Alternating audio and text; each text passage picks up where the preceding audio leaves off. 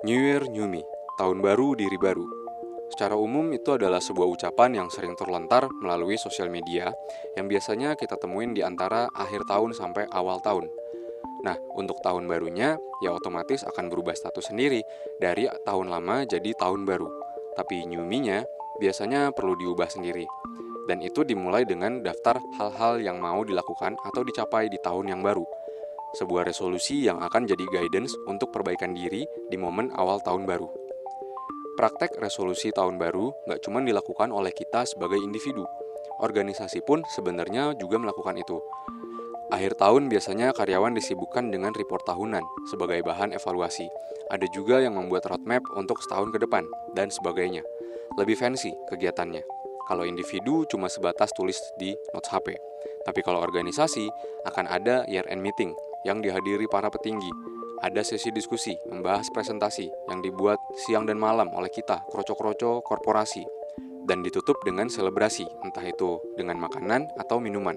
Yang pasti pergantian tahun udah jadi langganan, dijadiin momen untuk awal dari sebuah perubahan yang dimulai dari plan, rencana, target, goal, janji, atau resolusi. Resolusi tahun baru dikatakan berasal dari para warga lokal di Babilonia atau Mesopotamia kuno sekitar 3-4 ribu tahun yang lalu. Di tempat yang sama, ternyata mereka juga yang tercatat pertama kali mengadakan perayaan untuk menghormati tahun baru. Walaupun di era dan tempat mereka itu, awal tahun bukan di Januari, tapi di Maret. Kok gitu? Waktu itu tahun belum dihitung berdasarkan durasi lamanya bumi mengelilingi matahari, dan awal tahun ditentukan berdasar kepada awal musim menanam tanaman, yaitu sekitar Maret, kalau pakai kalender Gregorian sekarang. Momen itu bertepatan juga dengan Akitu, yaitu festival keagamaan selama 12 hari, dan mereka akan menobatkan raja baru atau menegaskan kembali janji kesetiaan mereka ke raja yang lagi berkuasa. Mereka juga membuat janji ke dewa mereka untuk membayar utang dan mengembalikan benda apapun yang lagi dipinjam dari orang lain. Dan kalau mereka menepati janji itu, para dewa akan memberikan reward di tahun mendatang. Tapi kalau enggak, mereka akan dapat punishment. Nah, janji-janji inilah yang dianggap sebagai cikal bakal resolusi tahun baru. Di era yang jauh lebih modern, tepatnya di era kerajaan Romawi, juga ada praktik serupa. Jadi dulu Julius Caesar sebagai pemimpin berkonsultasi dengan astronom setempat untuk membuat kalender Julian beserta penetapan awal tahun barunya. Lalu di sekitar tahun 46 sebelum Masehi, akhirnya resmi ditentukanlah 1 Januari sebagai awal tahun. Ternyata itu sekaligus untuk menghormati dewa Roma, yaitu Janus, yang bermuka 2. Ini konotasinya baik.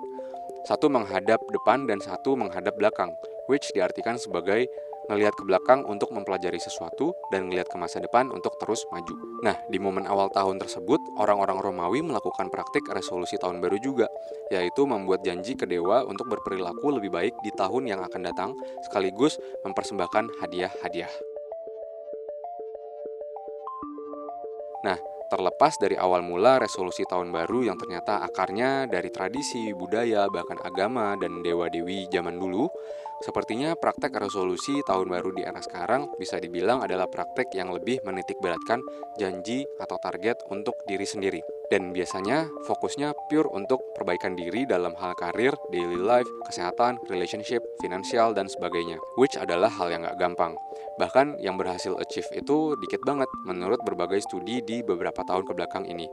Bahwa dari sekian banyak yang membuat resolusi, yang berhasil mencapai targetnya ternyata gak sampai 50%. Terlepas dari itu semua, mungkin salah satu pertanyaan yang mesti ditanyain ke diri kita yang bermasalah, maksudnya yang selalu bikin tapi nggak pernah terlaksana atau tercapai targetnya, sampai-sampai kita quit untuk nyoba, adalah kita udah benar-benar ngerti belum tentang penyebab kenapa gagal dijalanin atau dicapai. Kalau belum, coba, mumpung masih awal Januari, silakan kontemplasi dulu masing-masing kita untuk evaluasi problem atau kebutuhannya apa. Baru deh tentuin resolusinya. Hopefully, resolusi, goal, targetnya jadi lebih sesuai dengan diri kita dan jadi lebih gampang juga dieksekusinya. Oke, segitu dulu quickie kali ini, dan kalau tertarik, coba tonton juga presentasi yang lain. See you!